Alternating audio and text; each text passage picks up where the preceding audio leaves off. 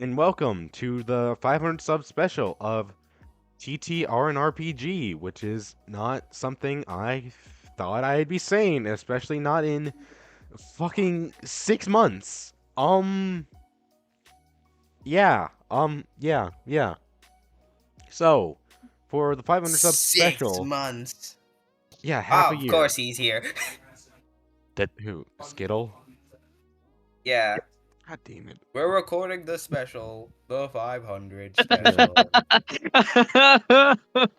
Yeah, if you want, you can hop on slides, but we're just on the Jutsu slide, but we're just going through all Honestly, I this. would love if everyone just randomly joined throughout this. That would fit. I mean, it'd be fitting. Look, whenever we do the 100, whenever we do, okay, by the way, we decided whenever we reach 1K, we are going to go back and rewatch episode 1. So, Without you me got there. us to 500K, 500, so, yeah, just 500 more. And I will Yeah. not be there because I ain't submitting Yes, myself to that. everybody is going to be there. I don't care. I'm You're not gonna not. be That's You there. me. can't I get wasn't in me. that episode. You I'm don't not have a gonna be there. choice. You don't I have am a doing that. choice. Too fucking bad. Anyway, let's get this started.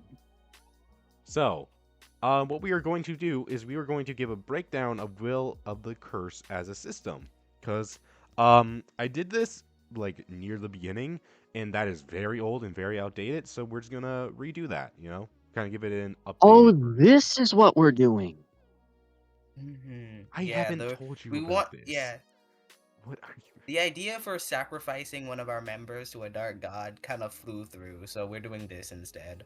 Yeah. Well, I am going to leave this because I have no place here because I'm just a player, not a I mean, you developer. can get your opinions on stuff. Well, Yeah. you're credited as the major, the major. Yeah, Yes, you speaking can of that- tell us how much you love the system that we made. Speaking of because that, it's let's perfect. There's no let's flaws get into whatsoever. this. So, Will the Curse was a system, Jujutsu Kaisen TTRPG based on My Hero Class 1C. It was created by me, Houseman, Justin, and HH. And we had a lot of help Hello. from Skittle and Singularity. So, let's get into it. Intro Those to who the don't know, system. he was originally just planning to make this system an extension to 1C, but I Yes. convinced him to make him a full-on system, and he forever curses my name because of it. Yeah. So, this JJK system based on Then My you got Hero... us to do labor. My Hero Class 1C, and it took some inspirations from the Breathe and List system, both done by Sunlight Yellow. So go check them out by clicking on the link in the description to get to the slides and all that. So, yeah. Tabletop RPG, if you're watching this video, you already know this, so, yeah. Character creation. Character creation is very similar to 1C. But you didn't mention Mars. Didn't mention Mars. Oh yeah, mention Mars does Mars. the art. Yeah. How Yeah, dare you just go? Mars. Oh yeah, you respect. Because this is trying to be God like of a... War. Because I'm trying to make this like an actual thing where people can click on it and learn how to do the system. Okay. Continue being Well, presentable. I'm going to and head out. making Have fun sense. with this Chaos House. See Okay. ya. So character creation. Character creation is very much like My Hero Class 1C. Well, it's almost exactly like that. Effectively, what you do is you pick your class, get all your points figured out in 1C, then you come over here, and that's how. And then once you come over here, instead of creating a quirk, you create a curse technique, which is very similar to a quirk. However, the one big difference is, well, there are two big differences. One, there is now a new formula for calculating curse energy instead of stamina. In 1C, there's stamina. In JJK, there's curse energy. The formula is, excuse me, a base of 15 plus technique times 5. On top of that, we use a martial arts system, which is different from the combat, which adds a whole bunch of new moves, but we'll get to that eventually. Grade levels. Grade levels are pretty simple, starting out the smallest of grade 5, which there are no grade 5 sorcerers, but there are grade 5 curses. Curses and sorcerers share the same thing. However, unlike in JJK, where the whole thing is a sorcerer at the grade level of the curse should be able to just wipe them easily. I kind of changed that a bit so that like if a grade 2 sorcerer is fighting a grade 2 curse, they should be like on like the grade 2 sorcerer should be able to beat the grade 2 from like medium to low difficulty, you know? Like they should not lose the fight, but it might be more difficult. The reason I did that was just to make especially lower level fights like grade 4s and grade 3s actually interesting and not boring. So yeah. Ow. Uh grade stats. This was not something I really did. Did I think Justin you did I this. did this. Yes. Alright, then Yes. spit. This is when the real meat of the bones comes. What? I don't know what I just said.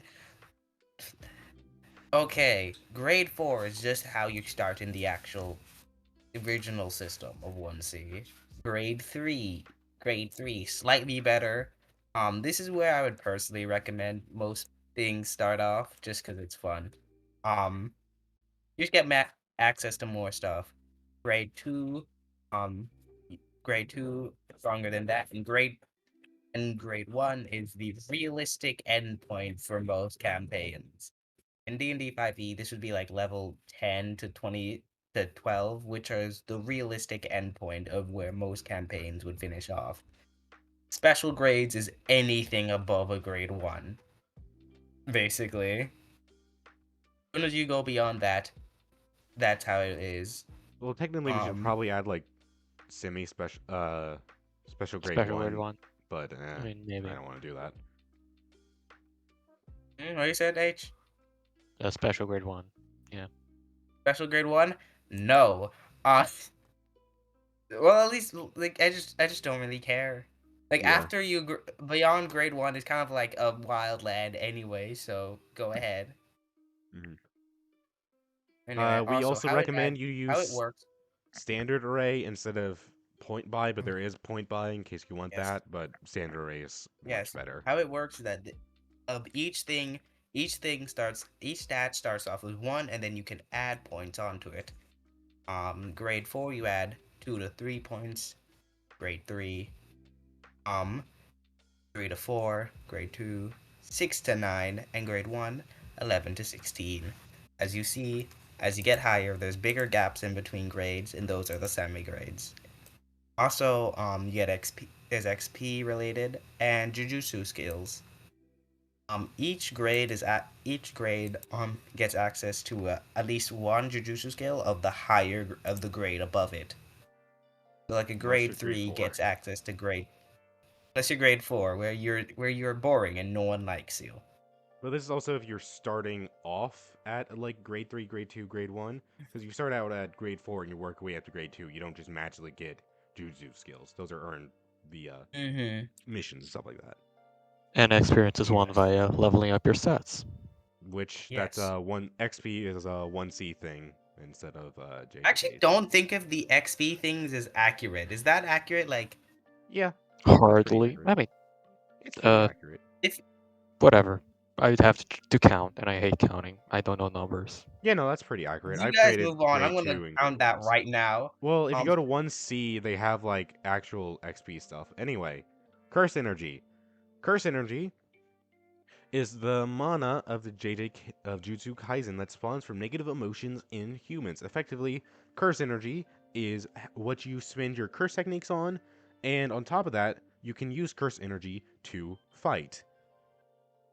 Oh, we need to update this because that is incorrect. Because Curse Energy does not cost anything to use unless you do anything special. Curse Energy is free, and it effectively is just a way to increase your damage or to reduce damage, which we'll get more into in CE applications. There are two basic applications. There is output, which is the sheer amount of curse energy you can produce from your body. Output is used for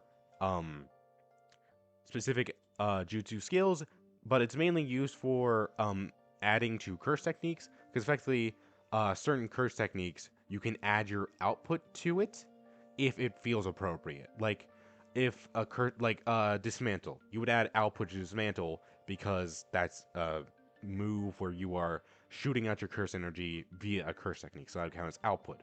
But something like,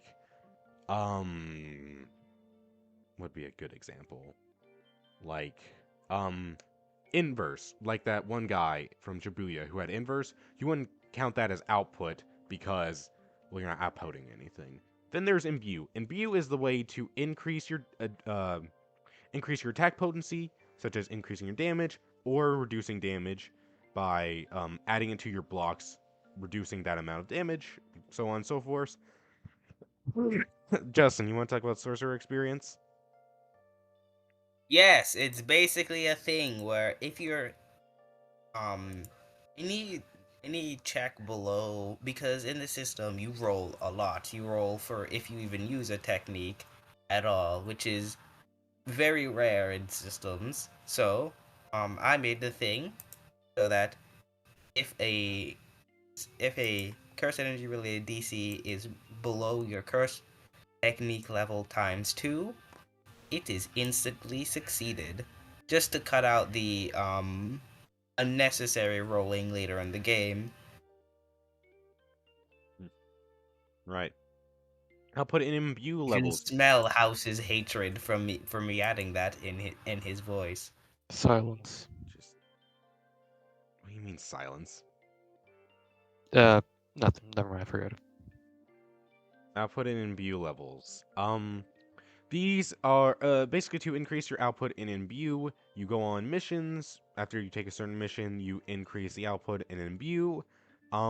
Each landing at a maximum of an extra of 2d4 damage. Technically, output we should probably have it be more, but no, because doing like more than 2d4 of extra damage on curse technique attacks that's nuts. So no, too bad. And that's where the base imbue DC is, right down here. It's tech times 2. So yeah. You can obviously change the imbue DC and all that, but this is kind of recommended for what you should do. Stacking. I did not make this. I made Jade, stacking. you wanna? Well, I mean, okay, so depending on your technique level, you can add more CE to an attack, a physical attack, to cause more damage. It's mostly there because, generally speaking, a physical attacker, like a person that's like a UG, wouldn't really use their CE for a lot of stuff. So I added that in order to both increase their potential damage and give them a way to use their CE that isn't just RCT, I suppose. Coding? Um, well, CE coding is a new reaction added to this that I added to the system for similar purposes.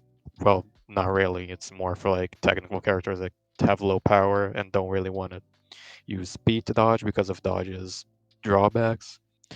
Basically, you use an amount of C and you remove the amount that you roll with it. It's like imbuing, but for blocking. Mm-hmm. Yes.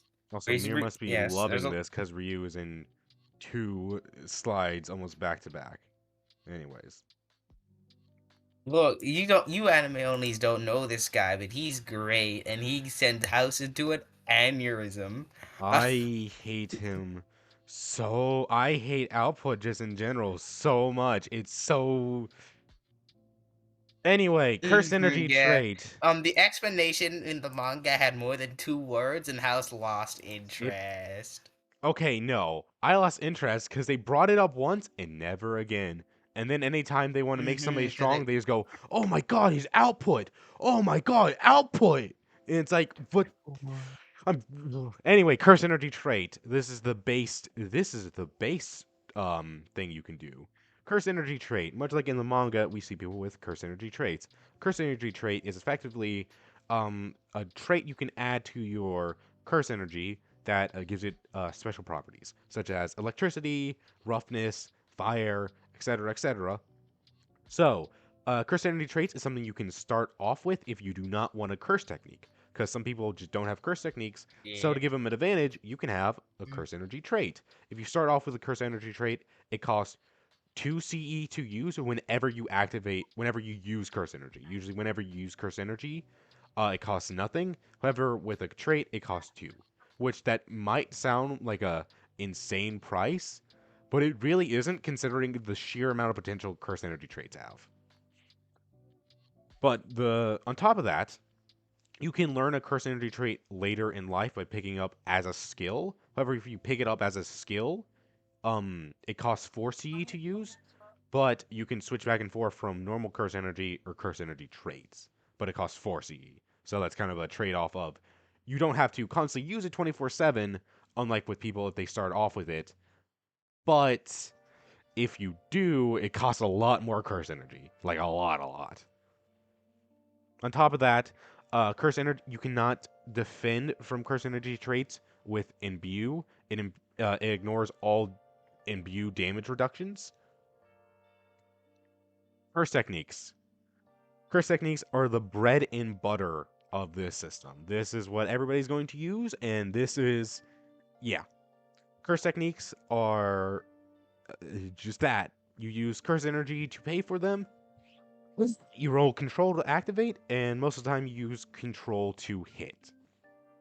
However, if you don't want to start off with a curse technique, you can start off with either a new shadow style, so effectively simple domain and new shadow style Beto draw already unlocked, a curse tool, a curse trait, or for people who just want to be Yuji Itadori, you can start with 1 level higher in imbue.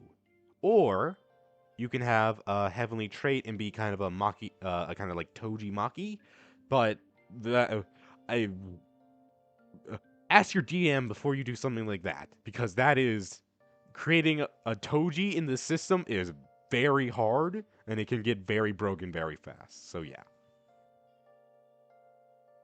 Oh, on top of that, if you start off with if you have a curse technique that is that is directly tied to a non-lethal domain, so like Hikari, Higuruma, you actually start off with 10 extra CE. And there's some other stuff later, but we'll get to that. Curse technique types. Justin, this was you. Justin? Oh, okay. Alright then, I'll do this. Curse technique type. These don't actually matter too much. This is a good way to get your brain going for what kind of curse technique you want to do. Curse technique abilities, these same thing. These are kind of just stuff you can add, do all that. These are kind of just general things for what you should follow. Like if you have a tech level 1, you probably shouldn't have more than 3 abilities per curse technique. Chanting. Chanting is our best looking slide to date. This, looks so good. But yeah. Hey guys, what's happening? I'm back. Chanting, talk about your best slide you've ever created right now. Talk about chanting. Oh, chanting is basically something you can. Chanting is basically some. Well, I'm gonna read it out.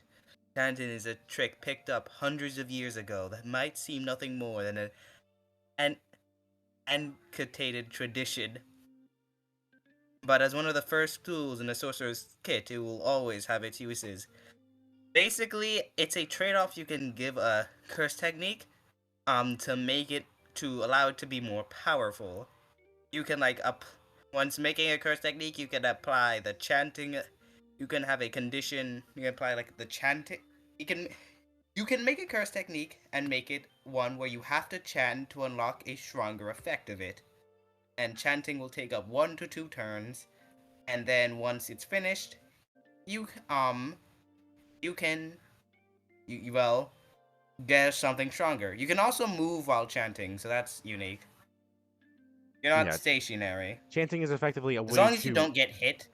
Chanting is effectively a way to increase an already existing curse technique and making it stronger by giving it different effects. Yeah, just a charge up, basically. But you can't just do this to anything. You have to actually, like, which we'll get to, you have to actually train to make a curse technique chantable, effectively. You can't just start going, actually, I'm chanting. Like, no, you can't do that. You have to make a curse technique in mind with chanting. You can't just say it has chanting now. Like you have to actually build it up, you know. Yeah. You're not Also, Sukuna. You this can't did just say, "Oh, I can chant now." Like you can't do that. not can't go. The chanting technique. I thought I haven't used since the Heian era. Advanced curse technique applications. Um, Curse techniques go further beyond than just their basic applications. For instance, there is extension techniques.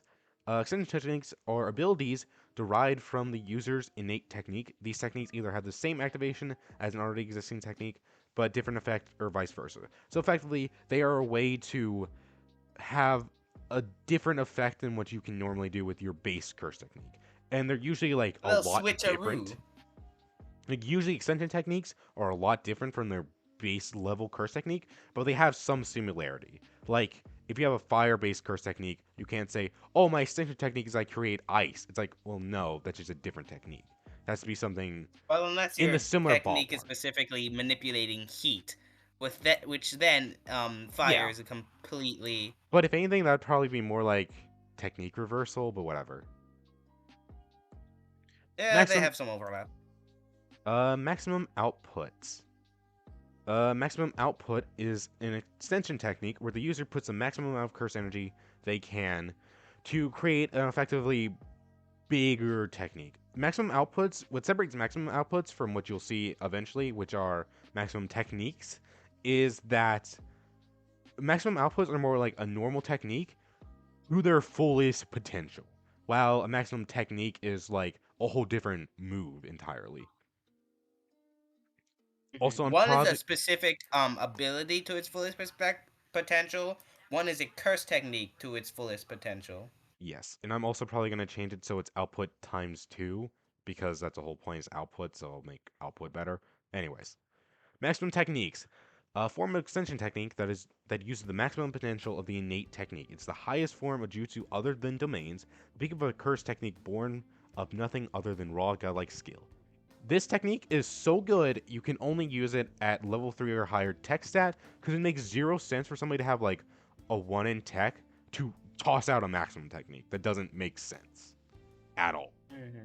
But yeah, maximum techniques are absolutely insane, mainly with just the sheer amount of damage they can do if they do damage. Like you are doing D12 of damage in a D6 system. That's absolutely insane. On top of that, you do technique times 2. So yeah, it's not the whole move times 2. It's literally just whatever your tech level is times 2 added to that. Yeah, yeah, maximum techniques and also maximum outputs are something you cannot learn naturally, unlike extension techniques. Extension techniques you can just create for free. Maximum outputs and maximum techniques, you have to. Well, you can have multiple maximum out. Well, can you have multiple maximum outputs? Yeah, you can have. There's nothing inherently against having multiple maximum Yeah. outfits. Yeah, Like, well, isn't I was gonna say doesn't all the characters we've seen the use blood maximum technique output have have multiple used. maximum outputs? But no, this is a maximum technique and a maximum output. Whatever, we'll think about that later. But yeah, in order to get maximum outputs and maximum techniques, you have to get them via missions, which we'll get to that eventually. This was not my slide either. Curse energy exhaustion and curse technique burnout.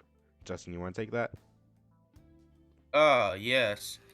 I'm gonna slide this in with curse technique depletion, which is a slide I gotta work on visually. I'll probably if I'm not talking, I'm working on this slide visually.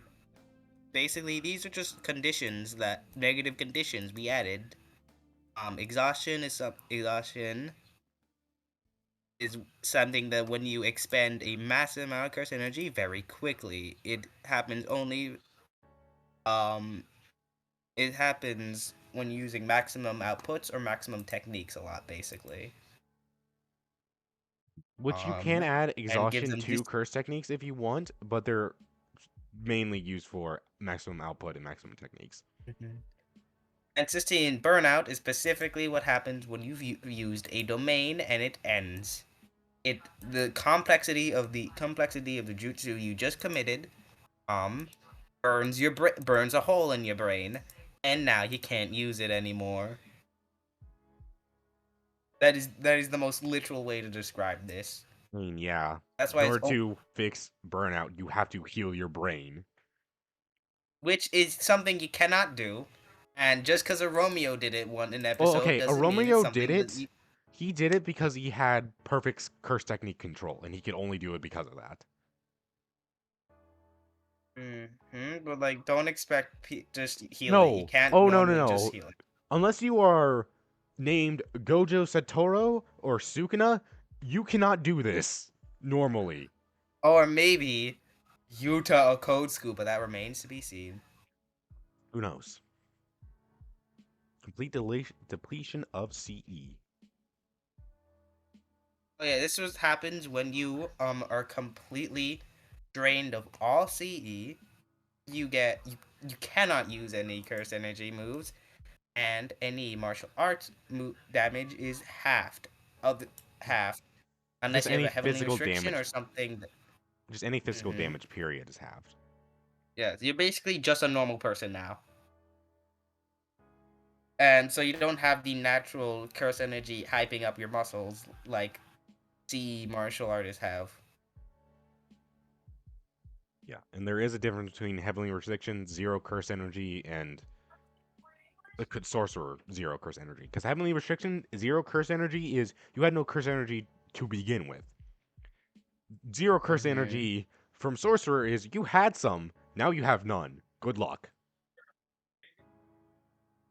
It's like being born. Okay, this is gonna be the weirdest analogy ever. I think I might So know where like, you're going. imagine.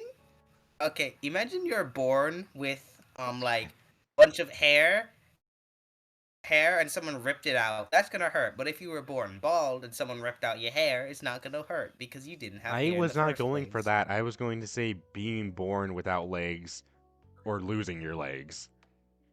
Oh, okay. Well, why would you make fun of people without legs, huh? Just kidding. Are you making fun of bald people? Anyway, training curse techniques. Because one of my teachers is bald and he completely loves bald jokes. So Anyway, I got the bald joke pass. anyway, to train your curse technique, curse techniques are a way. Basically, you can, much like everything, you can train your curse techniques to either A, create more, or you can improve one curse technique. Because curse techniques are the most fundamental way for a sorcerer to exercise a curse spirit. And as a curse is stronger, so should a sorcerer's curse technique. To get stronger, a sorcerer must excel at subtracting. Strong Jutsu sorcerers can run their CT at its maximum potential by raising. Wait, hang on. Strong Jutsu sorcerers can run their CT at its maximum efficiency without the loss of too much power. To this end, a sorcerer can train their curse technique effectively by lowering its CE cost and training its potential by raising its max damage. You can only do this once per thing effectively, so that means you can only train CE deduction once, and you can only train curse technique damage increase once per ability. You can do both of them, but it's only a one-time thing. You can't just keep on reducing the curse energy cost over and over. You can only do it once. And on top of that, the damage And you increase could, and the curse energy depletion, it is very minimum. It's not like you like you reduce it by like 5C. It's like you reduce it by like 2. Or you increase it by like 5 damage. Like no, you increase it by like a D4 damage. It's a lot. It's like you're still increasing it, but it's not like a lot. To increase these and to create new moves, you do something called training sessions. Training sessions are an activity that a sorcerer can perform when they have free time.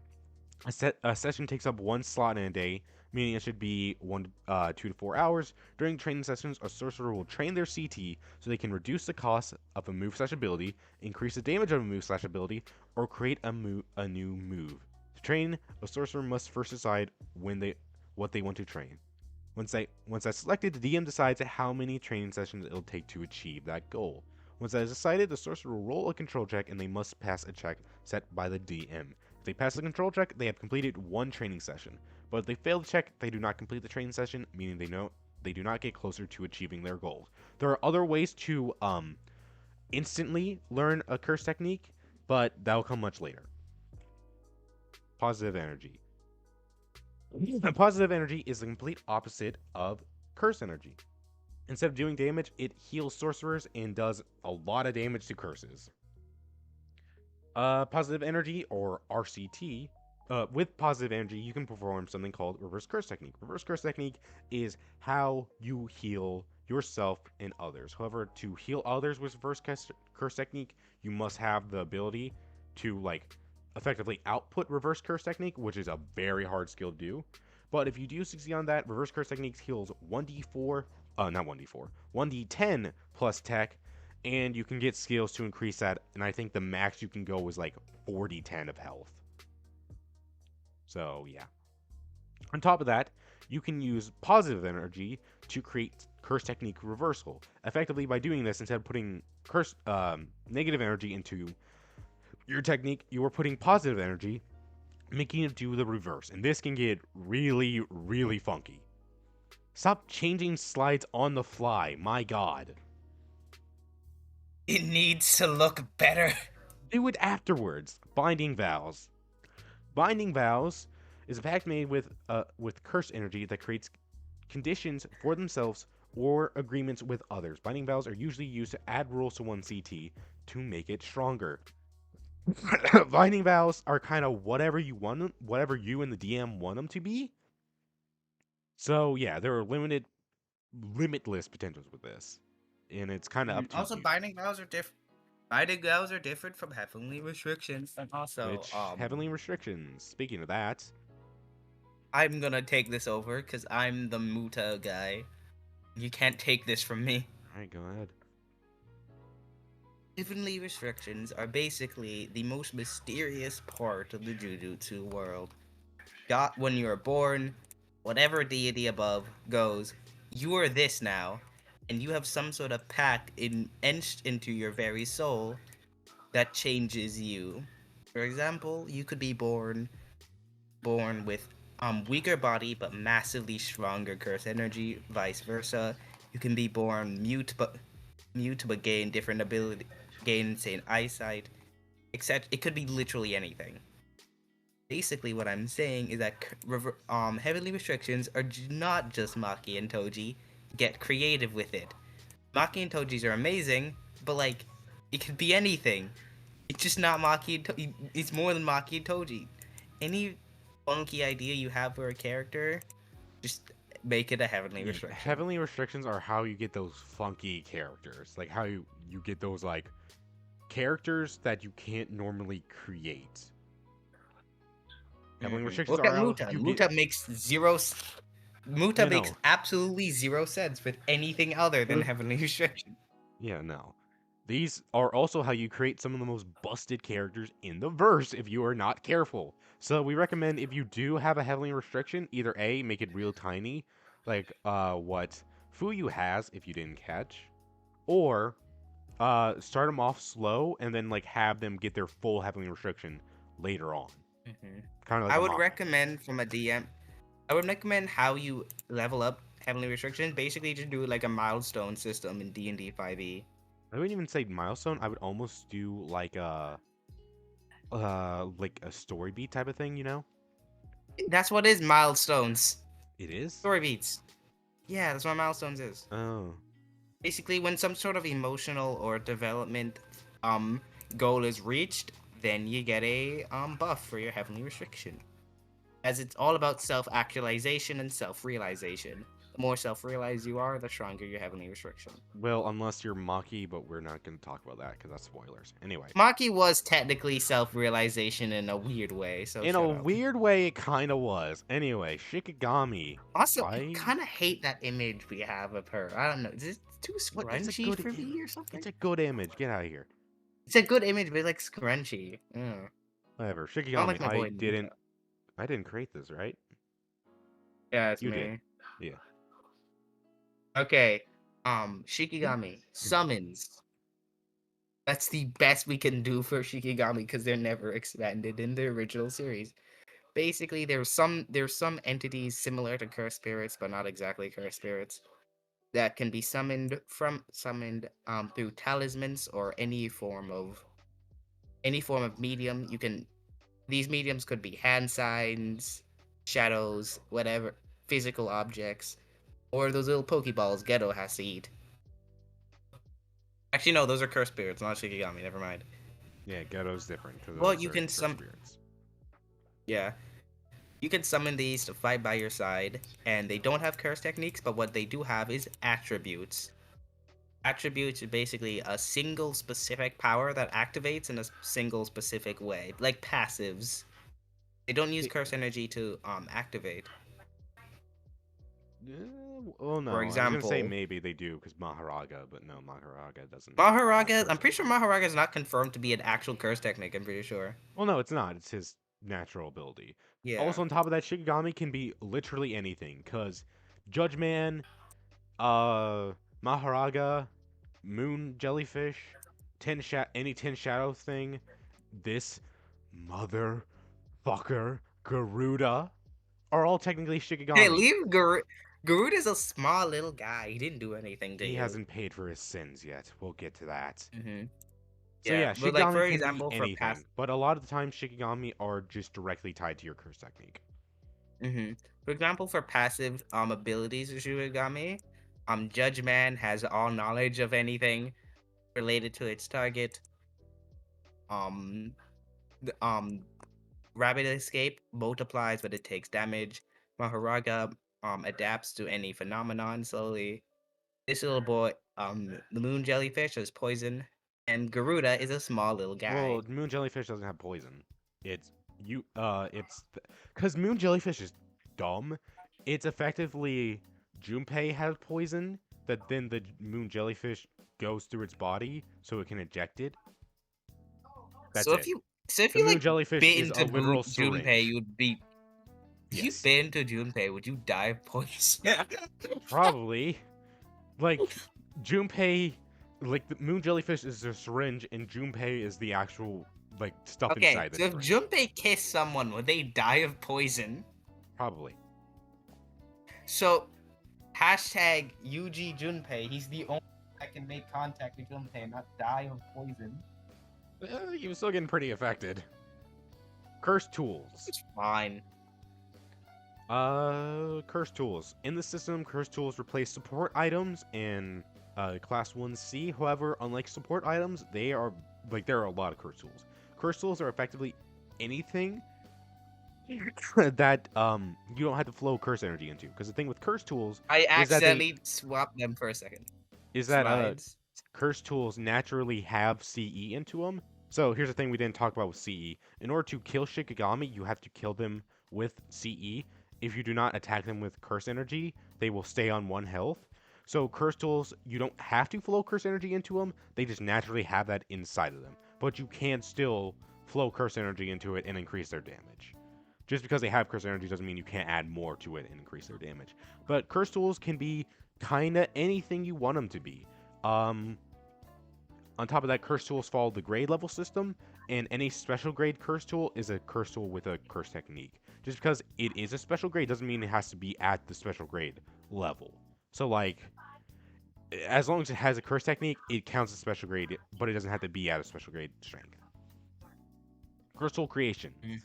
Curse tool creation is a way to turn normal objects into curse techniques by imbuing your curse energy into it, and in some rare cases, you can actually imbue and add your curse technique to that curse tool. We don't know how that works, so our best guess is that in real time, you have to go through at least 10 battles where you imbue your CE into an object or successfully train for 5 days to turn a normal weapon into a curse tool. And then to add a curse technique, you have to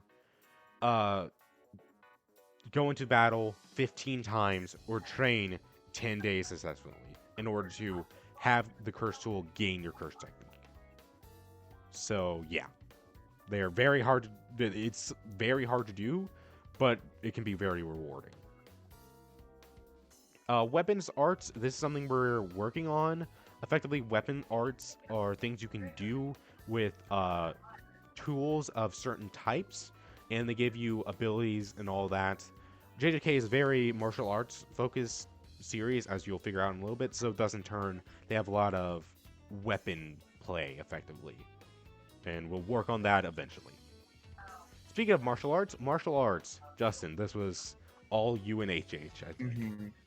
Yeah. So we saw that in 1C they had some martial systems, but it was pretty less defined than just 3 abilities. So we Which the realized, reason they did that was because 1C was very much an RP focused system. Well, JJK, Will the Curse is not. Anyway, continue.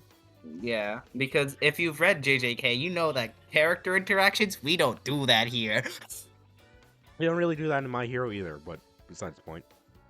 My Hero has decently character interaction, at least compared to JJK. They Okay, had a compared whole to arc JJK. where just Fair. yeah, they had a whole arc of just Jiro playing music, so like great. Anyway, in that system, there's not a lot of physical attacks, which makes sense. It's mainly, as you said, RP and quirk based. Yeah, it's mainly system. quirk based than martial arts per se. Yeah, there's literally no way in My Hero to fight without a quirk base. I mean, that's true. Yeah, That's just true. but in JJK, you can fight without curse techniques. So we made a bunch of new ways to beat people up.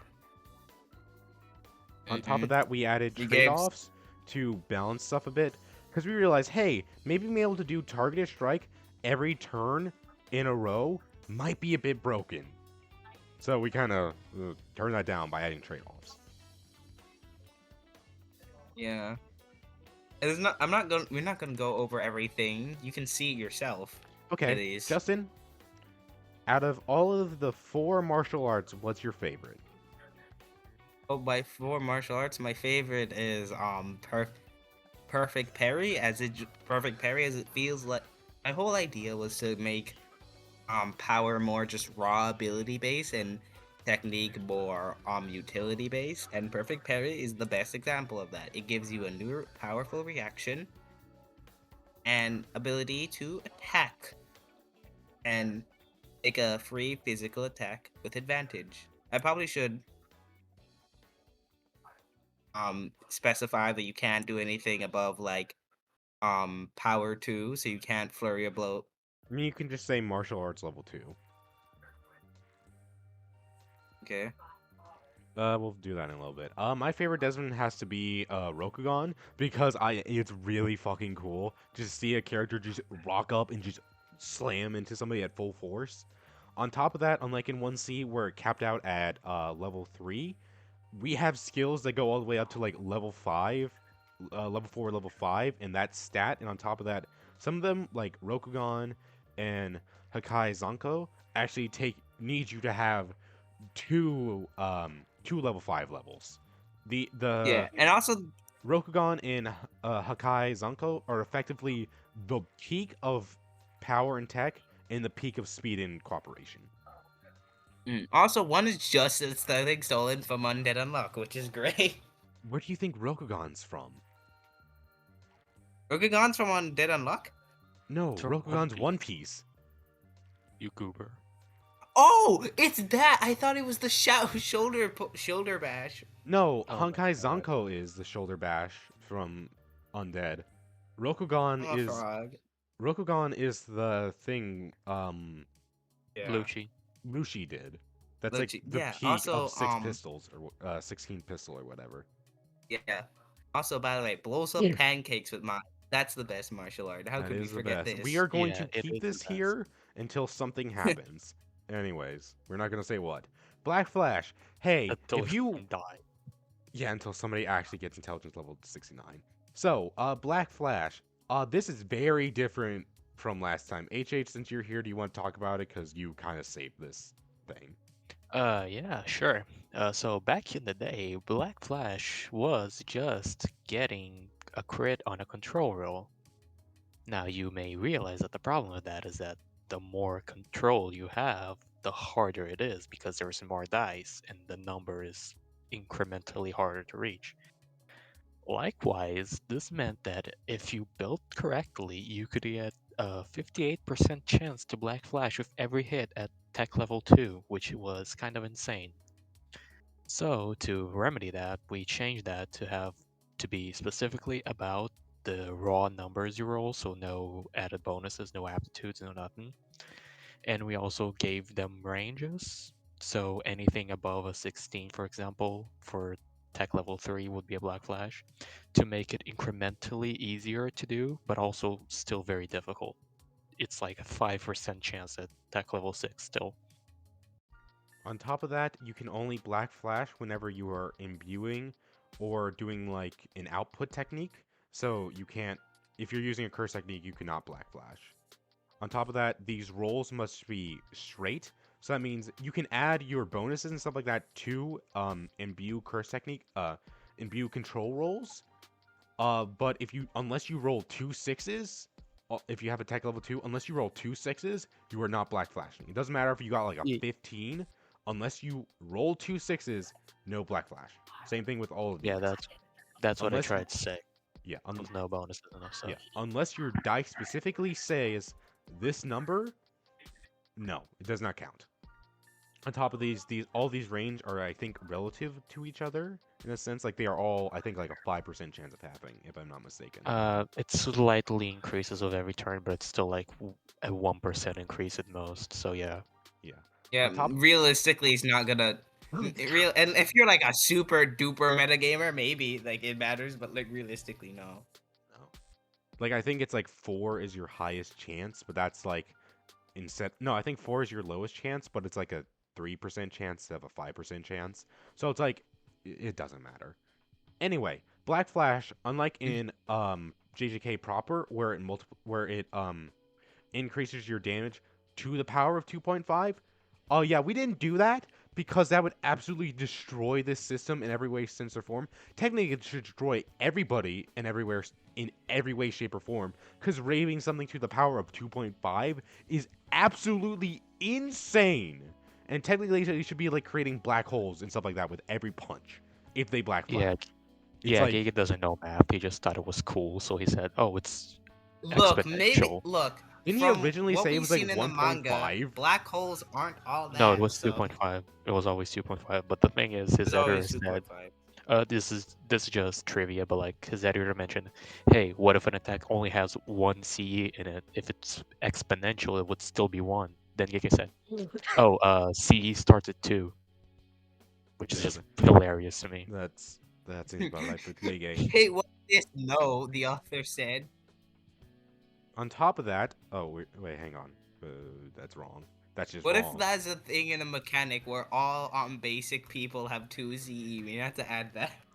No. All non-sorcerers. Anyway, on top of that, after hitting a Black Flash, you enter a state of focus and you gain advantage on all CE related rolls for 1 turn. So effectively, there's a way to mimic the whole in the zone effect once you hit off a Black Flash, giving you a higher chance to actually roll a Black Flash. Also, by And the way, yeah, I think it should be advantage on all imbue rolls, personally. But it does the same thing. It's fine. yeah, It's fine. It's literally fine. It's fine. Like if Nobody you're has okay, used it if you're yet. hitting a Black Flash, you're probably not going to use a curse technique next. Like if you hit a Black Flash, it's Yeah. like cool. I want to go again. I have advantage on this. I want to hit again. Divergent Fist. I want to go again. I'm Gambling doing it addict. again. Gambling addict. Divergent Fist. Divergent Fist. I've still yet to read this, and I'm gonna keep that up. How Thomas hit it. Divergent Fist. Effectively, it is a way to boost your CE imbue by having your attacks lag behind you. So, the way to do this is effectively you roll 2 rolls. You roll the first roll for normal imbue. No, I'm sorry. You don't roll 2 rolls. If you want to do a Divergent Fist, it is your normal CE imbue roll plus 2 more than what it usually would have to be. So the DC just increases by 2 if you want to do Divergent Fist. On top of that, unlike normal Curse Energy attacks, this actually costs Curse Energy to use. So, it costs 6 Curse Energy to use, but in exchange, well, on top of that, you can only use Divergent Fist with punch or kick attacks, and that's it. You cannot use it with anything else. But in exchange for that, you get an extra 1d6 of damage. However, that can be leveled up once you have 2. Yeah, that should be changed to 3. Once you have 3 levels of CE imbue or max CE imbue, you can actually do 2d6 of damage for this imbue. So it's effectively just a much higher and stronger curse energy imbue attack in exchange for curse energy, which I'm turning that down from 6C. I'm turning that down to 4C. 6C is fucking insane. But 60 is a lot. yeah. But in exchange for curse energy and a harder DC to hit, you do an extra D6 of damage. And on top of that, that D6 of damage lags behind that your initial damage, which that can be important later on, technically, but that's for like very fringe situations. To be technically speaking, Divergent Fish should have like stun, but that'd be insane. So no. However, instead of stun, it triggers a scam and sorcery or sneak attack on your first activation on a new opponent, effectively. So if they've never seen you use Divergent Fist before and they get hit with it, you activate a scam and sorcery. And they don't have to roll precision or anything like that. It just automatically activates because how are you going to perceive a Divergent Fist? You just can't. It's impossible. Unless you're Gojo Satoru, but you're not fighting Gojo Satoru. Yeah, unless you sadly. have 6 eyes. If you have 6 eyes, sure, you can roll. Unless you do not have 6 eyes, no, you cannot roll. Destructive Fist. Unrelated, but remember when Singularity's friend wanted to start the campaign with 6 eyes when y'all had to go, no, Sing, don't make him do that. I think that was less on Singularity's friend and more the fact that Singularity was like, hey guys, can I include this? And it's like, what is wrong with you? No! Love you, Sing. No, don't do that. Anyway, If you watch this video, don't do that. Destructive Fist. Destructive Fist. Effectively, Divergent Fist was so cool, we made Divergent Fist 2. This is still you, and I still refuse to read it. Destructive Fist is effectively a way to increase your damage. So you can, 5 CE per turn. Yeah, this was made a long time ago. That is going to be 3 CE, because I'm not insane. Effectively, every turn for 3 CE, you can gather up curse energy to increase your damage for 1 attack. So for every turn you spent charging up, it is 3 CE. But for every turn you spend charging up, you gain an extra D6 of damage. However, imbued curse energy imbue skills do not affect a destructive fist. And on top of that, there is no control roll because you are literally taking time to make sure this attack goes off. So yeah, this can get really bonkers if you do not get interrupted. Because if you get interrupted mid-charge, you do not lose that curse energy you had spent, but you also lose concentration, so you lose all that charge you just did. Yeah, this can get absolutely insane, because if you somehow spend like 4 turns charging up, you can do a punch attack, because again, with this, you can only use it for punch or kick. And on top of, like, you can just straight up do an extra 46 of damage if you wanted to. So yeah. Anyway, moving on. Curse energy discharge and curse energy blast. HH, what was your like crazy math of the perfect situation for this again? That was just. Oh yeah, you also can't Black Flash on this. You cannot Black Flash on Divergent Fist or Destructive Fist, because the idea is you are using like Black Flash is using your curse energy at just the right moment. Divergent Fist is using your curse energy at the wrong moment, and Destructive Fist is gathering up your curse energy. So it's physically impossible to actually Black Flash. Somebody else want to take this? Well, watch Yuji do it and get to finally move against Sukuna and goes, this really was our Jujutsu Kaisen. Okay. I would play the soundboard, but I don't want to get copyrighted. So, curse Can we energy. do it? Yes. But don't. Okay, curse energy discharge and curse energy blast. Effectively, if you remember Ryu, this is Granite Blast, but not Granite Blast. Because I hate Ryu. God, I hate him. Because, yeah, hey, remember that thing where Ryu was just shooting off curse energy? Fuck you! Yeah, that's just something everybody Yeah. can do, apparently. Yeah, no, not his curse technique. No, everybody can just do that. Great. Thank you. God, I hate you. Yeah, but Ryu does it cooler. Yeah, he shoots out of his pompadour. So, they're effectively... Ryu the goat. Fuck you, House. Shut up. So effectively, there are 3 levels of releasing your curse energy into an attack. There's curse energy discharge, the lowest level. This is just putting your output into a long range attack.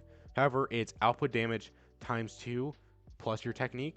So, yeah, it's a little bit better, but it's still like very little. This is how, if you want to spirit gun somebody, you can spirit gun somebody. There is curse energy blast, which is effectively destructive fist, but for curse energy discharge. So, yeah, it's the same principle of for every turn you spend charging up, you gain an extra d6 of damage. So yeah. Excuse me.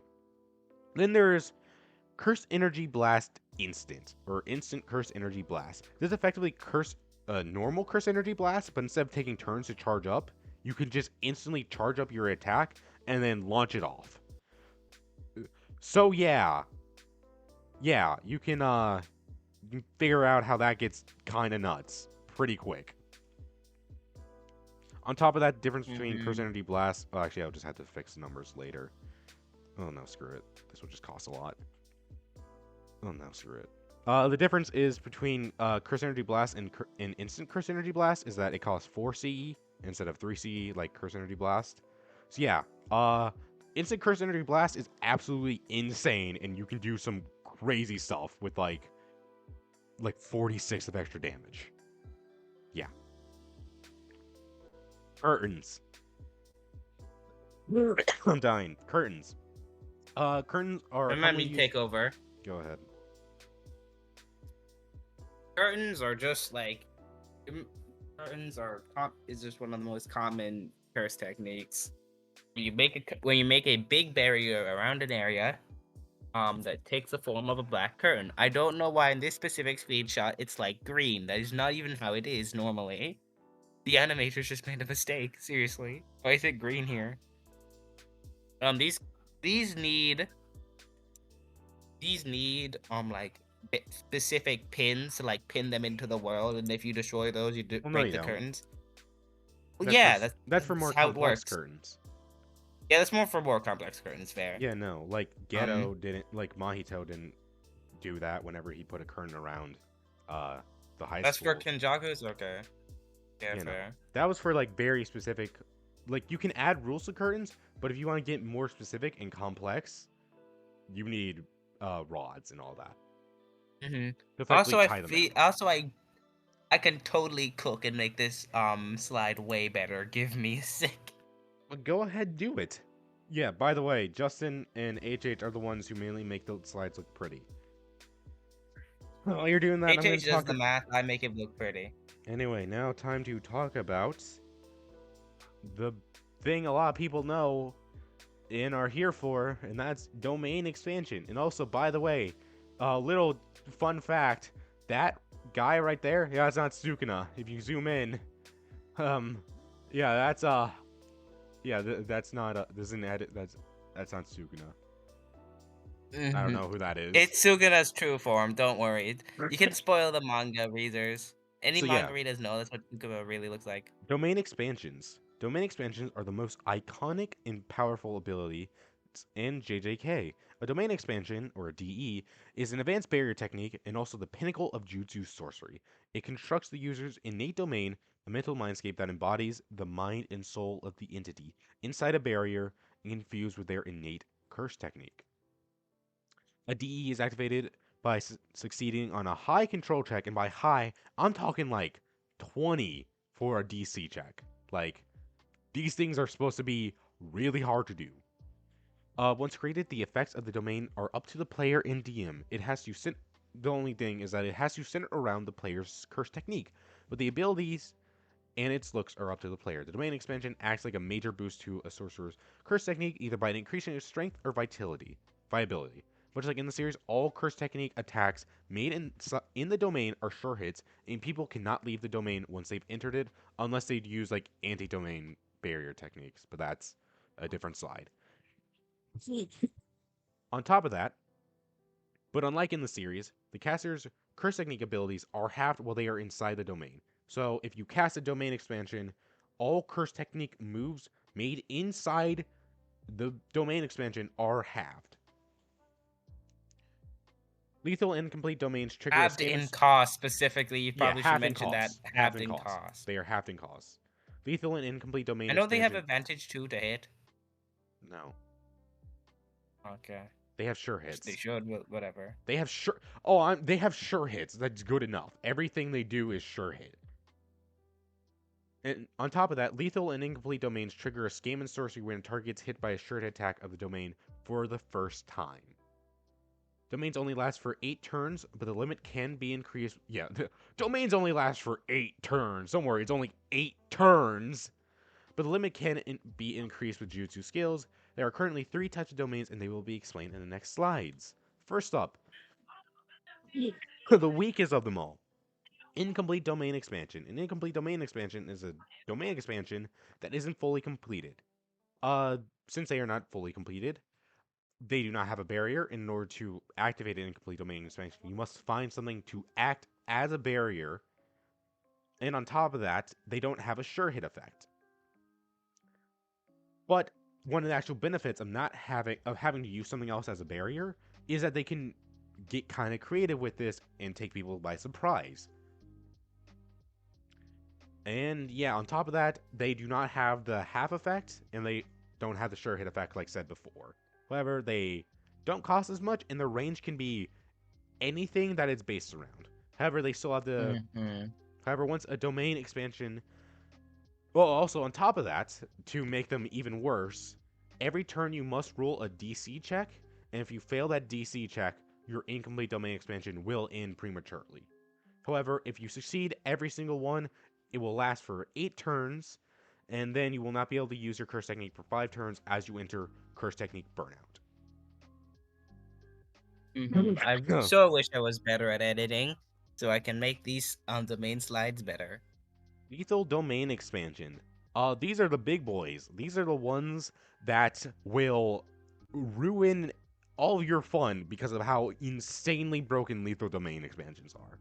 So, much like said before, in domain expansions, cost of domain abilities are half while inside the domain. All curse technique attacks or sure hits, and anybody inside the barrier cannot escape unless they use domain expansion or any other anti-domain techniques. Lethal domain expansions last for 8 turns, and after that time is up, the caster of the domain expansion cannot use their curse technique for 5 turns as they enter curse technique burnout. Last one, non-lethal domains. Non-lethal domains, this is going to be a long one. Let me take it over, because I'm the lore guy. But they have specific stuff. Do you know Higuruma? So anime onlys. Screw you. Do you know like Higuruma and like Hikari? Yeah, that. Basically, non-lethal domains are domains that do not have a sure hit that does any inherent damage. Instead, sure hits apply rules that everyone has complete knowledge of and have to follow while inside the domain. Yeah, that's it. To get more. Never mind. To get I have more. nothing else to say. To get more into a technical side, there are a lot of differences between non-lethal domains and lethal domains. The first is that non-lethal domains don't do any damage to the target, instead creating rules that target and the caster must follow. Now, that doesn't mean the domain can't do damage, but it can't directly attack one person. Like, if the rules make it so somebody does take damage, that's different. Like, they can do that, you know? But there's a big difference between can and it is outright attacking somebody.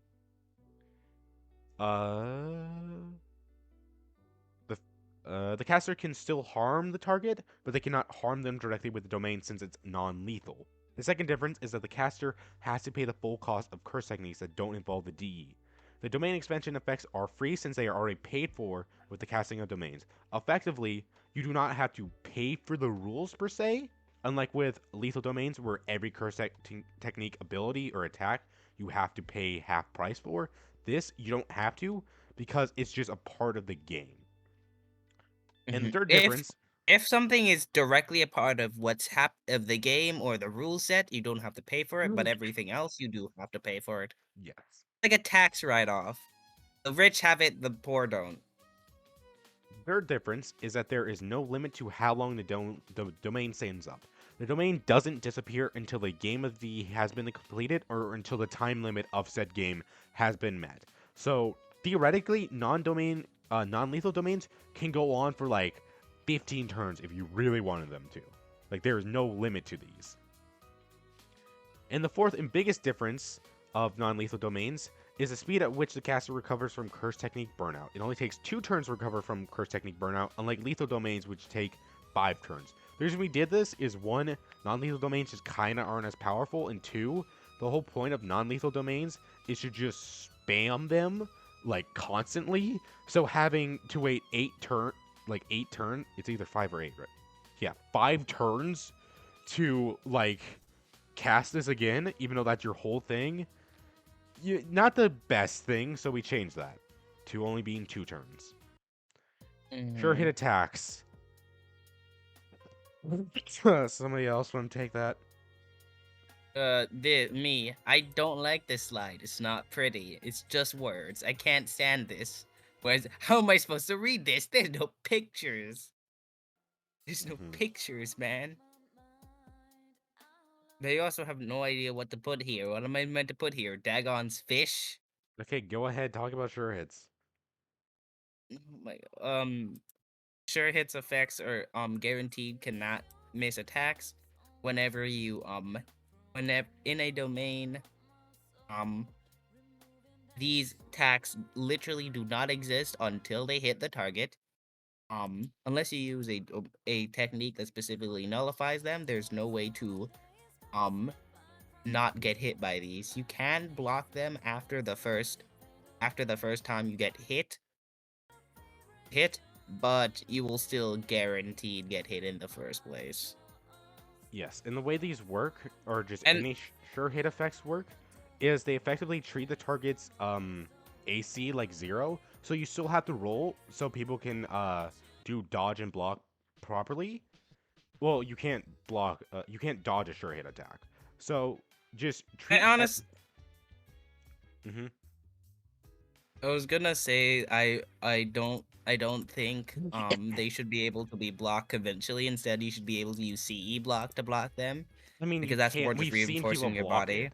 Like we've seen Nanami block well, Dagon's We see domain. Nanami tank it. He wasn't like holding out his hands to.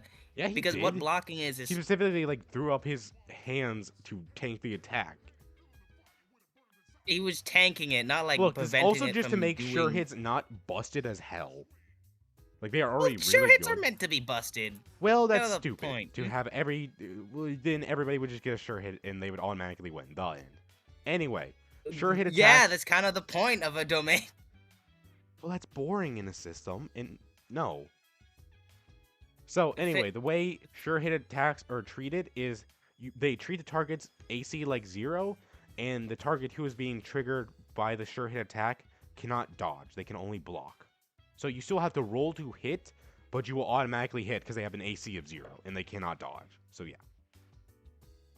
On top of that, non-lethal domains have a sure hit, but the sure hit is the knowledge being blown into whoever is taking it. So yeah. Domain clashes. I can finally stop talking. Why did I do this how before we domain record? cla- Why did I do this on a Saturday when we record on Sunday? My voice is going to be gone. It's not. Anyway. It's not. Wow, that's a skill issue. My voice is gonna be fine. I talk more than this constantly. Okay, go on. Domain Okay. clashes. Domain clashes are when multiple domains are activated at the same time. A domain clash is contracted by a control contact. The participants all have to perform a control roll. One of the participant roll is 5 more points higher than their opponent. Their domain wins. The opponent's domain is instantly destroyed, and the winner's domain activates like normal. If nobody gets a 5-point difference, both players roll 1 control contest at the start of their turns. The first person to get a consecutive victory above 2 points of difference wins the domain clash. Shouldn't it be While a domain two? clash is occurring, neither sure hit can be activated, though other domain traits trigger like normal. Basically, 2 domains are activated at the same time, and if there's a certain difference between control roles, and if there's not a certain difference between the control roles used to activate them, you clash. And while they clash, you can fight, and do everything like normal, but your sure hit isn't effective. So you have to roll again and get above a 2 consecutively to win. Theoretically, you could have a domain clash that lasts for a long time if you're very even, Yeah. but it just takes 2 wins to stop a domain clash. 2 Yeah, wins and in a row. on top of that, theoretically, you can have 2 domains going at the same time, looking at these 2 hand signs, but you are not these 2 people, so that is never happening. And on top of that, that could have happened because of other shenanigans. So yeah, no, that's theoretically that could happen, but at the same time, no, that's would never happen. Anyways, Yeah. This is your baby. New Shadow Style is my baby. This is the offshoot of my baby. This is is the like your wife. baby's This is my baby yeah, mama. the wife. It's there, Your baby but I don't mama. care for it. Yeah, damn, my parents. Okay, simple domain. Wait, did I create simple domain? I don't think I did. I think that was you, Justin. I think you did, because I think it was there when I first came here. Maybe. I think if it was not you. This is yours. You made simple domain. I might have started off at this base, but you created all of this. I'm the dad. You're the dad that stepped up. Yes. Anyway. So me and Simple Domain, we had a fling back in the 90s. Not that important. Basically, how it works is that this is specifically used to counter a domain. Domain, you make your own simple version of a domain. Wow, that's like the name. Whoever named this has to get a reward. And these simple domains, once used inside of actual domains, negate the sure hit effect of that domain. These can be used as a reaction on your turn once a domain is activated. Wait a second. I haven't read these in a while. These are the simple domains like a shadow shot, but the main like adding it.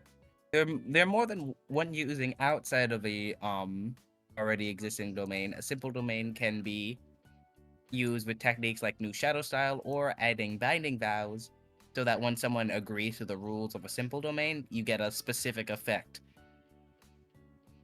Let me see. Do you want to talk about how That's the simple amount domains of turns. affect sure hits? Yeah, the amount of turns you are immune to the sure hit once you're in a domain is decided by 1d4 plus your technique. Minus the opponent's technique. Minus the opponent's technique. That's not written in the calculation, so I'm gonna. Yeah. Well, it is. It's just not in the initial calculations. Whatever.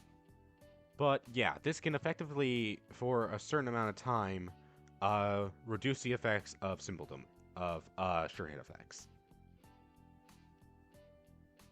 So now we go on to the best application of simple domain, new shadow style.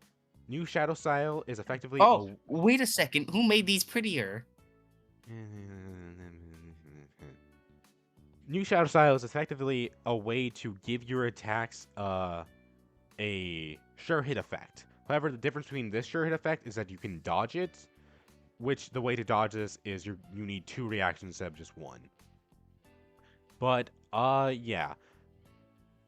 Simple domains for new shadow style, every new shadow style technique already has the cost for simple domain, because for new shadow style what you do is you throw down a simple domain, take a certain stance, and then whenever somebody enters your domain, or later on you can get an ability where just as soon as you activate your domain, if somebody's inside, you automatically attack. But as soon as somebody moves inside your domain, you will automatically go to that person and attack them. Now, Where was I going with this? Yeah. The real strong suit of New Shadow Style is that you can attack out of order. So like, if you throw down your simple domain, you can, and somebody moves into it on their turn, you can attack them out of order and on their turn, which that can get pretty good for some of the more later techniques. These earlier techniques kind of don't matter too much for that, but speaking of techniques, let's get into them. The first technique and the most common is Beto sword draw or quick draw or EI style. There's like 5 different names for this one technique, okay? So, it is the fastest technique in New Shadow style. Anything in the radius of the simple domain that was casted will be automatically intercepted with a sure hit effect by the user, whether they want to attack or defend, but at the cost that this effect will deactivate the user leaves their original position. The user gets to instantly act to intercept anything in range regardless of their turn order. So effectively, as soon as somebody moves in your domain, as soon as somebody walks into your walks in or moves inside your simple domain, you just automatically attack them with a sure hit effect. All of these techniques, except for Evening Moon Draw, have sure hit effects. Effectively, every technique has this little line of text right here. And same thing with New Shadow Style. If your feet leave the position that you entered, you lose this simple domain. So, the second technique, Evening Moon Draw, the most offensive technique in the New Shadow Style, takes an incredibly low stance and their simple domain activates effect automatically activates when an attack enters its 15 feet radius. The effect is that the user gets a short amp, increasing their AC by 5 points, allowing them to block more powerful techniques, but they lose the ability to attack people while in this stance. So, Beto Sword Draw is your basic attack for for New Shadow Style. Evening Moon Draw is your basic defense for New Shadow Style. So, next up. These are new techniques I added to New Shadow Style because effectively New Shadow Style was kind of lacking in techniques because we've only seen 2 be used. So I decided to add 5 new techniques, and I might add more in the future, but probably not because it's already good enough. So the first new technique is Moonlight Draw. Moonlight Draw allows users to parry an attack. The user casts their simple domain, then enters a stance similar to Beto Draw, except they face sideways instead of forward. The user waits until an attack is made against them. Once the attack is made, the user draws a blade and knocks a weapon out of the attacker's hand. Then they follow up the disarmament with a basic attack with no sure hit effect.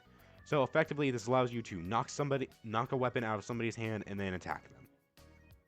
Then there is Crescent Moon Draw. Crescent Moon Draw works like Beto Draw. However, when drawing their sword, the user first lowers their body and then they draw their sword in an arc-like motion, mimicking the look of a crescent moon. When this attack hits, it does an extra d6 of damage and it launches the target 10 feet into the air. Also, on top of that, the costs, if you use these techniques, it just costs 8 CE. The effect of Simple Domain is already added into it, so you don't have to pay 5 CE, then 8 CE. No, you just pay 8 CE. Same thing with Beto Draw, where you just pay 5 CE, because the effect of Simple Domain is already added into it. The cost of Simple Domain is already added into this. So theoretically, Crescent Moon Draw only does 3 CE. Next up, New Moon Aerial Draw, aka the second strongest move of New Shadow Style. New Moon Aerial Draw works like Beto Draw. However, this technique only works when a target is above, such in the air, when they're inside the Simple Domain. Once a target meets the condition of being on a higher level than the user launches towards them and unleashes a flurry of attacks against them. The user can make a second attack against the target on the same turn, but all these attacks must happen in midair and in session. You cannot use any other New Shadow techniques with attack. So effectively, what you can do with this is if you have 2 actions, you can first activate Crescent Moon Draw, launch somebody 10 feet into the air, then on your second action, activate New Moon Aerial Draw, and then activate New Moon Aerial Draw. So yeah, a lot of these moves, if you have 2 actions, you can just straight up start comboing people like your Effectively, New Shadow Style allows you to be Virgil from DMC. You'll see that even more with the next slide on how. Can I get a plastic party chair? You know what? That'll be the 6th move. That'll be the 6th and final move. You just spawn a plastic party chair. Next That's up. the funniest image. That is the funniest image in all of gaming. Virgil is a plastic party chair, and no one can convince me otherwise. Next up, Quarter Moon Draw. Quarter Moon Draw is effectively a reverse version of Crescent Moon Draw, where the user draws their weapon in one swift motion, which attacks the target or targets in a reverse Crescent Moon Draw motion. The attack hits any targets 10 feet long and 10 feet wide in front of the user. It can hit anybody with a width and length range with full damage. You only need to roll to hit once since once. Fuck, I messed that up. You only need to roll to hit once since it applies to all targets. So effectively, what you would do is activate this technique, and then anybody who enters the domain, you attack anybody that's within 10 feet of you, like lengthwise, and 20 feet of you widthwise. It's this. You are effectively just doing this. Yeah. This technique is a good way to do like damage control, not damage control, crowd control. So if there are multiple people in your simple domain, you can attack all of them at once. Speaking of that, effectively, the ultimate version and the best way to attack everybody in your simple domain, and which I like to call the strongest new shadow style and one of the strongest techniques I think I've ever created, Tsukiyomi's Judgment Draw. The user sheathes their weapon and then unleashes a barrage of attacks on anyone inside their symbol domain. They do these attacks so fast it looks as if they simply sheathe and unsheathe their weapon. You only need to roll to hit once, since it applies to all targets. The damage roll is a basic attack of your weapon plus an extra d8. So, unlike Quarter Moon Draw, where you can only attack people within a certain range, anybody inside your simple domain will be attacked by you. You effectively judgment draw in somebody if they are inside your simple domain. And you, on top of that, do an extra d8 of damage. Yeah. This is nuts. Yeah. Mm-hmm. Yeah, I'll Yes, reword it this to is. make it a little bit more clear on what it does, because effectively the idea is that you just you attack everybody in your, much like New Moon Aerial Draw where you attack twice. This is you attack everybody inside the symbol domain once. So yeah, if there are 3 people, you attack all 3 of those people. If there are 4, you attack all 4. Doesn't matter where they are inside of it. If they are inside of it, they get hit. I didn't make this one either. This was Justin. Let me to speed things up because all of these are pretty similar. Falling Blossom Emotion, symbol domain that made by the royal families, not royal clans that are basic. That is a self-targeting symbol domain that that decreases the damage of any sure hit attack by, if the sure hit attack does do damage, by a physical attack, which I think we should just change to punch. Change that to punch. That's what I meant when I made that. Okay, Okay. punch / kick. Against the damage of a sure hit effect. This is also effective to nullify the sure hits effects in general. It's not just damaging ones, but for damaging ones is specifically what it does. Yeah, so if like a sure hit reduces curse energy or something like that, you can reduce how much curse energy you lose by a punch less kick plus technique attack, effectively. Yeah, this is a longer lasting, purely for yourself simple domain. Hollow Wicker Basket is the exact same thing. A simple domain, but it costs less because it's older.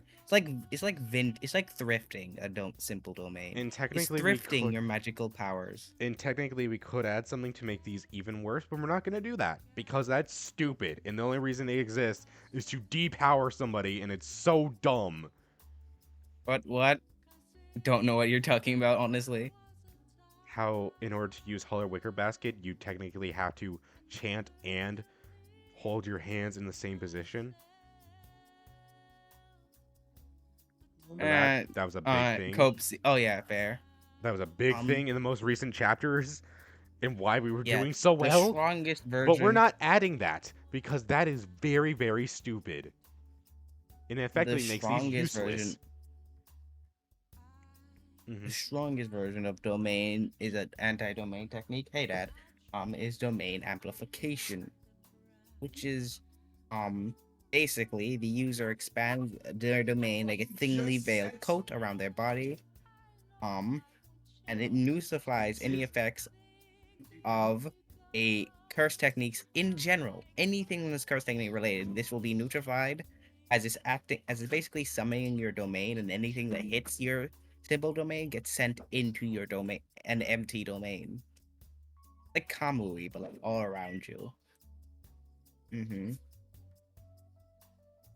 Right. This is This is also you. the cost. The Mhm. cost and CE are the same as a regular domain. You're just using a domain, but around you. But this does not cause burnout. Yes. Right. This is also you. This whole section is just you, Justin. Oh crap! I have to now. You're talking. Now I know what you mean when you say talking hurts. Yeah. It's not like D&D talking where you can take breaks. This is just consistent. What do you mean I can take break? What? Huh? Like you don't have to talk 24/7 when you're doing D&D. You have to talk a lot right now. So go ahead. Justin? No, you said I can't take a break, so I'm doing it out of protest. Fucking talk. Let's talk. Go. Philosophy of a sorcery. Philosophy of a sorcerer.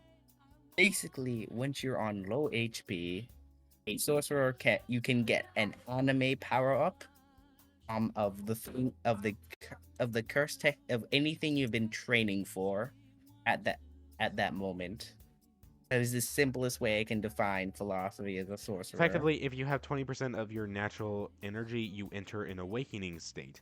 In that state, any technique you have been training, you can unlock by succeeding on a control roll. With advantage, because it's cooler if you do unlock it than if you don't. Yeah. And also, you can do this on top of this as much as you can do. Yeah, you can do this as much as possible, and you can't just have low HP. You have to have low HP, and it has to be some type of like big impactful moment. So you can't just like stab yourself over and over until you get below 20 HP, then go, oh cool, I'm gonna activate philosophy. It's like no, it has to be decided by your DM, and you have to be at low HP. Next up is scam and sorcery. This is just sneak attacks.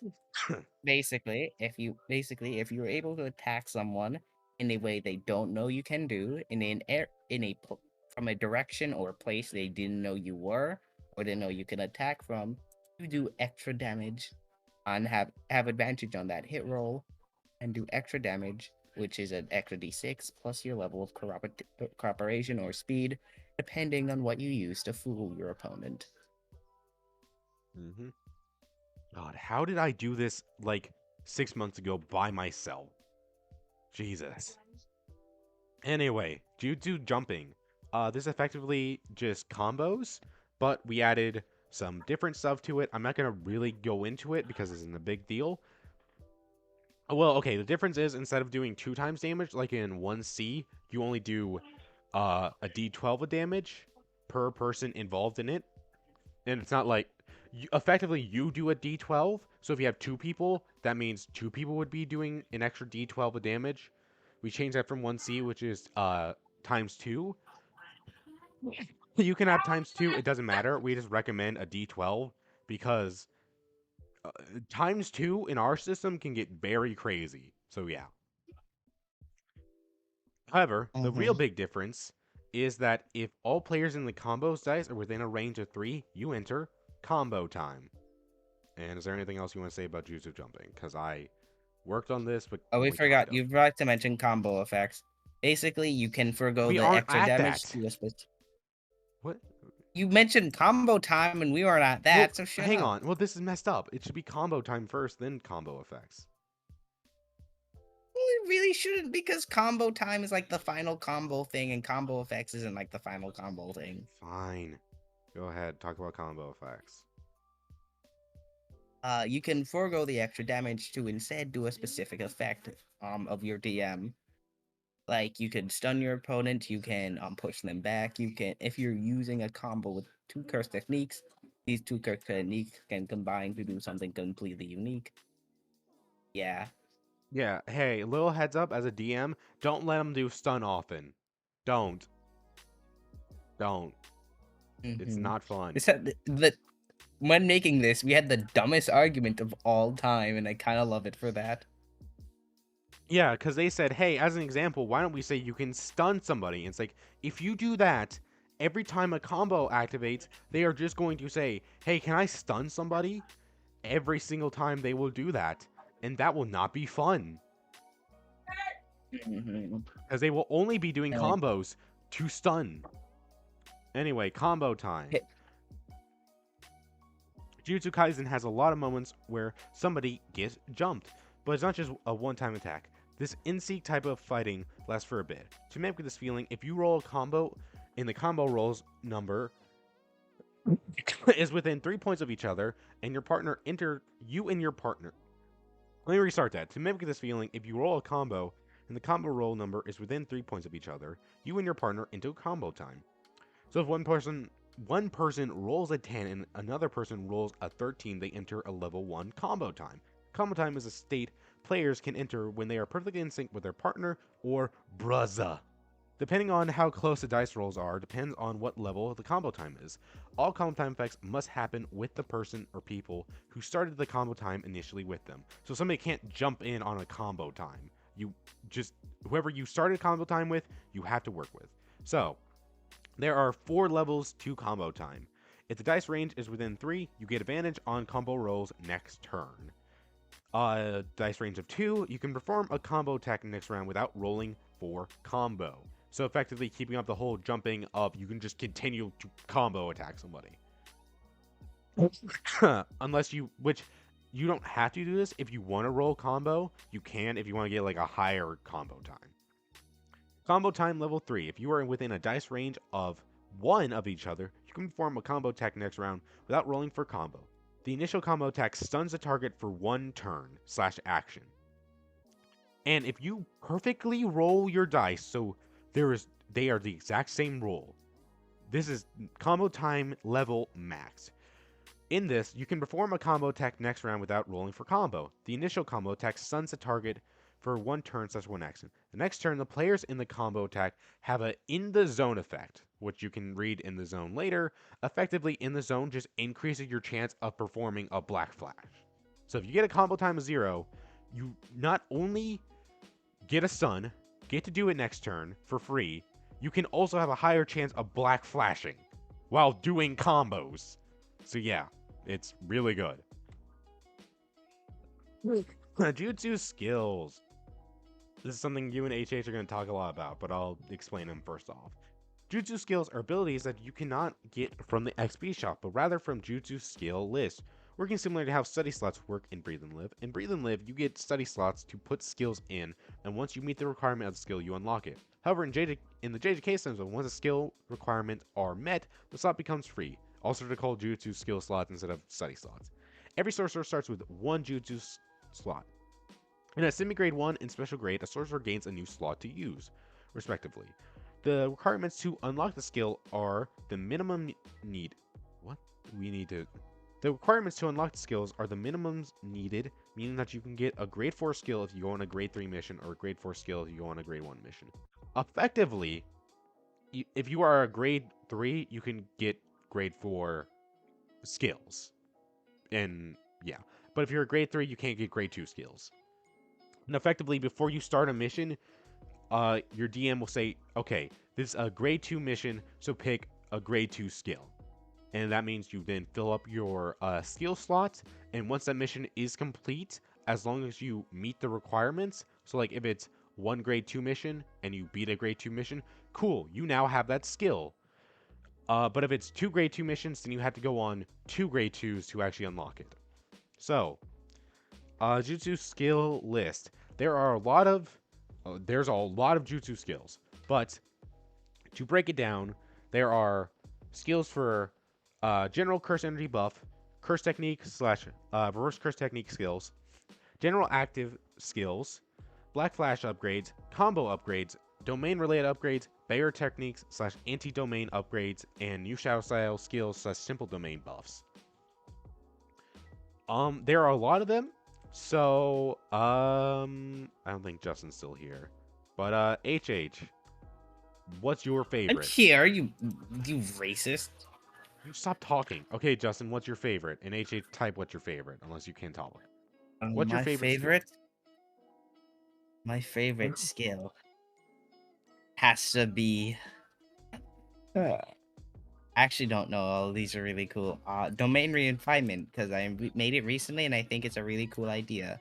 And a really good idea to bring up something that is really undefined in the manga. Yeah. HH, what's yours? Also, I love Mhm. Also, I love domain amplification. Also, curse spirits are all your baby. So get ready to talk. God, okay. HH's is, let's see what he said. Survival instincts. Survival reflex. A survival reflex. Yeah, no, survival reflex is really, really cool. It's a thing Toto did to block the attack from Mahito. Where is it? Mm-hmm. Where is it? Yes. Actually, no, I made some of the stuff in curses, so yeah, I'm fine. Oh, yeah, right here. Yeah, no. I think my favorite, obviously, is new shadow style, because that's my baby. But also, I honestly okay, I love all the Black Flash stuff he did. The Black Flash upgrades, I Yeah. love so much. Yeah, they So, are yeah. really good. And they are also incredibly broken. Like, good God, brought out 120% of their potential is... There's a reason it's 2 grade 1s. Jesus Christ. I think Blessed by the Sparks of Black should be 2 grade 1 missions, honestly. It's twice per week. The reason why Blessed by the Sparks is so good is because anytime we see it be used is by Hoshikawa. And Hoshikawa is not a player, so he effectively gets to use it twice per fight, and there's usually only one fight. So Yeah. it's balanced in an actual campaign compared to a one shot, Yeah. Cursed spirits. Cursed spirits are the enemies that sorcerers were made to fight. They are a collection of negative emotions and curse energy given off by people, coalesced and given life. Curses can be like animals, mindless and aimless, but everything a human can be, a curse can be as well. After all, what's more human than our own emotions given life? The only way to kill a cursed spirit is if a sorcerer uses CE in their attacks. Either if they use CE or if they use a curse technique. Curse techniques can still kill curses because you're using curse energy to use a technique. So, curse techniques also work. Curses cannot drop below 1 HP unless they are damaged by an attack fused with curse energy. Curse spirit advantages. I think you did biology, Justin, right? Yes, curses are weird little guys, and thus they can do weird little guy things. Like the fact that they can have any shape, form, or anything. They can seemingly just materialize out of thin air sometimes and regenerate. Yes, and regeneration is 5 CE. Anytime a curse wants to regenerate, it costs 5 CE, but depending on the curse, depends on how good the regenerative is. Speaking of that, Also, curses don't need anything like oxygen. They don't necessarily have blood. They don't have anything like that. This is also yours, Justin. Curses do not start off with all the same aspects as humans, so they have to unlock different things as they go on, as they get more intelligent. This is just and you see how they progressively get more stuff. They just get access to more different curse techniques and stuff the higher their intelligence data is. Yeah. And In order also to- the next thing. Yeah, this is effectively philosophy, but for curses. This whole there's Yeah, a reason which- Mahito is all over this place. Yeah, this slide was created for Mahito. Yeah, if you want a Mahito villain, this is how you do it.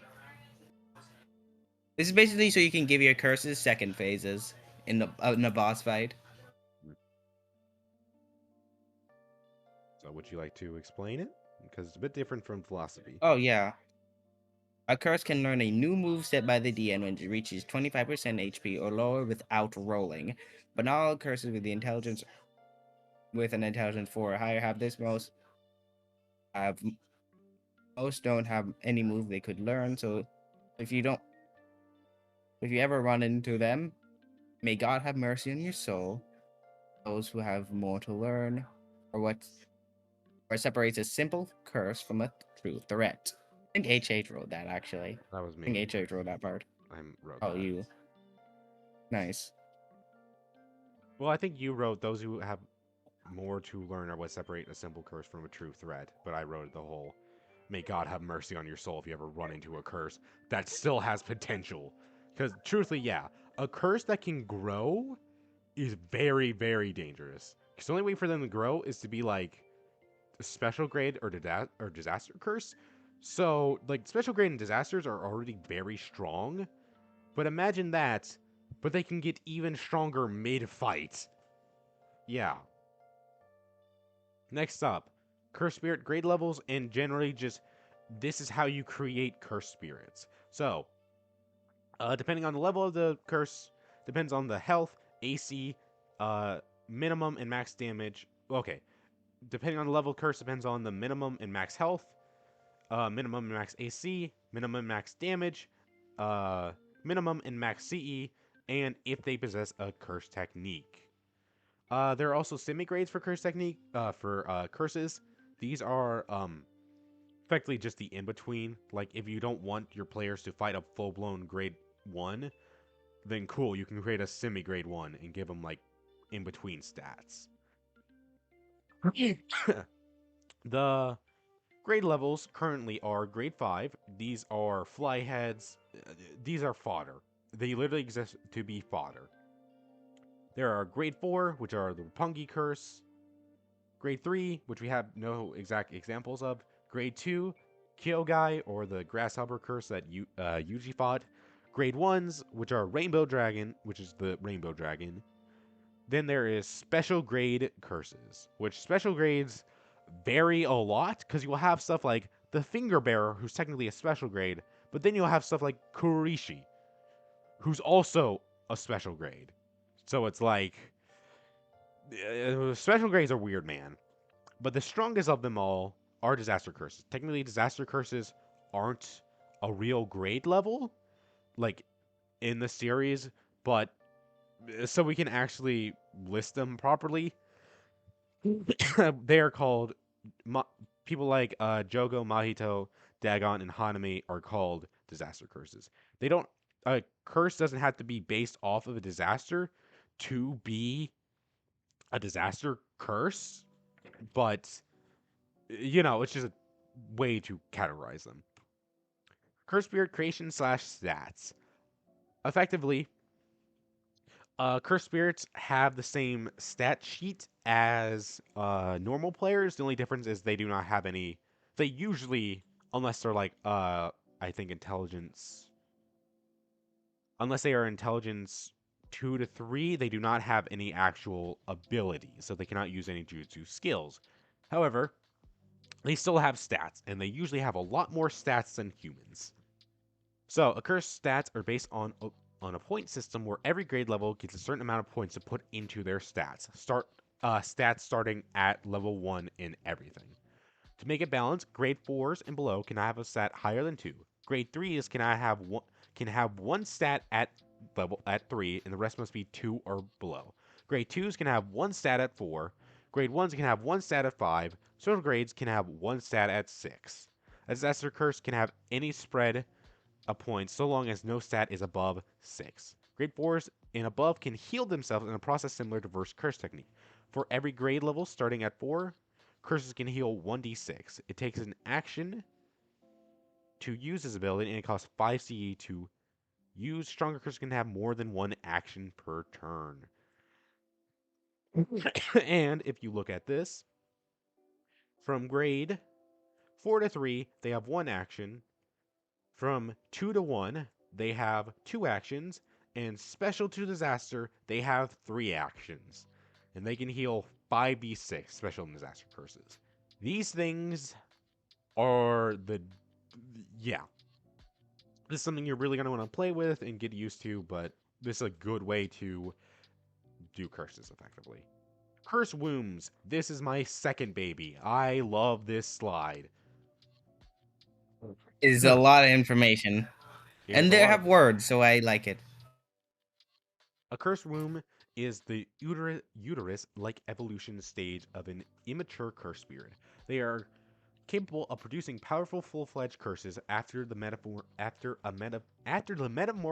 is complete. There are 3 types of cursed wombs. The basic non-sentient kind, the one found at the detention center that then birthed the finger bearer. The one that resembles cursed spirits, Dagon, and those born from humans who died with regret or were killed without curse energy, aka vengeful curse spirit wounds. The use of curse rooms would be for the DM to hype up a boss by throwing a low-level fight at the players, only for it to turn into a boss fight out of nowhere. Again, think like Dagon. Like when Dagon showed up, it's like, oh, this is gonna be real simple and easy, and then he turned into a fucking disaster curse. That's what these guys are for, to hype up fights. The 2 most basic types, the non-sentient and the ones that resemble normal curses, start off with the stats of a grade 3 or lower curse spirits. However, all attacks and dodge/block rolls done by them are halved. Because they're little babies and they can't do anything. Once a curse womb goes through metamorphosis, they evolve into a stronger curse spirit depending on their grade level. Grade 5, non-sentient, and grade 4 curse rooms turn into grade 1 or special grade curses. Grade 3 curse rooms can turn into disaster grade level curses. There are 3 ways for curses to enter metamorphosis. The first way to metamorphosize is through time. If given enough time, a curse room will develop into a cursed spirit. This form of metamorphosis is specifically saved for the non-sentient kind, and the time for metamorphosis is set by the DM. The second is by having their HP drop below 20, thus almost being exercised. The third is by going through some kind of emotional trauma. This metamorphosis is solely RP based, and the DM will determine if the emotional trauma is enough for the curse room to begin metamorphosis. So again, think Dagon with the whole, their names are Hanami, Jogo, all that. If you have a scene like that happen, then there's a chance they'll metamorphosize. Once metamorphosis is complete, all the HP and CE loss is recovered as they enter their new form. The third type of cursed spirit completely ignores the rules of how strong a cursed womb should be. Since they were originally sorcerers/humans, the cursed womb has similar to the exact same stats and abilities as a sorcerer when they were killed. However, the rules for triggering the metamorphosis and the healing effects from metamorphosis stays the same. Their strength level can be found on the next slide. An example of this type of curse room can be found in Jujutsu Kaisen chapter 191 to 192. It's this boy. If you know who this boy is, yeah, he's a cursed womb. So yeah, effectively, the third type, while they're in their cursed womb state, can have higher stats, can have the exact same stats as when they died, effectively. Vengeful curse spirits. This is you, oh Justin. Justin? Who called my power? Vengeful Vengeful spirits. spirits are a rare phenomenon where a cursed user turns into a cursed spirit after death, if they die without the without being exercised by cursed energy. Basically, if a cursed user dies without cursed energy being involved with their killing blow, they have a chance to become a cursed spirit, a vengeful spirit. This provides a massive boost to power and strength, but also means they are basically hell bent on committing whatever their last thought was. Yeah, when somebody turns into a vengeful spirit, their CT massively improves, developing new techniques they were incapable of achieving before their metamorphosis. Their HP and C are multiplied by 2, and their AC by 1.5 compared to their original human self. They get +2 to all stat rolls except intelligence, and they get all the benefits of becoming a curse. But this power comes at a cost. When they become a curse, they lose all of themselves other than their biggest disappointment in life. Everything else other than that doesn't matter. Even if they retain a large part of their ego, they become nothing more than a single-minded reverent. Or in some cases, you become the Omega Sexus. In some cases. This. Cursed Spirit Taming / non-Shikigami creation. Shikigamis which don't belong to a technique is a confusing topic, namely because the process of integrating them into a person's CT is extremely nebulous and unclear. To make this make sense, and because we find the concept of taming curses cool, we've created a way to tame curses and make them Shikigami. When Sorcerer has weakened a curse's health or resolve, and they have the Curse Spirit Taming skill, they can perform a taming ritual. To perform the ritual, the Sorcerer must create a circle around the curse with a certain pattern and chant a certain phrase. After that, they roll control for both of the chanting and the circle creation. And depending on that, well, first off, the DM sets a DC, and depending on how close or if they pass it, depends on how much the cursed spirit lose in stats. Because effectively, whenever you turn a cursed spirit into a Shikigami, they weaken. So they will lose some stats to become a Shikigami. And depending on how good you roll, depends on how many stats they lose. So, yeah, that will kind of be up to the DM in this sort of a way so that players don't just beat up like first grade curses, tame them, and then go, cool, I now have a first grade curse to walk around. And it's like, no, you can't do that. They get depowered, effectively. Yeah, this is a real pain because we have no idea how any of this work, like, at all. We have no idea how this works, so we just had to make it up on the fly. But also, we might not need to do this because apparently, Garuda is the reason we started this, and apparently Garuda might just be a part of, like, Yuki's technique. Who knows? Anyway. Character sheets.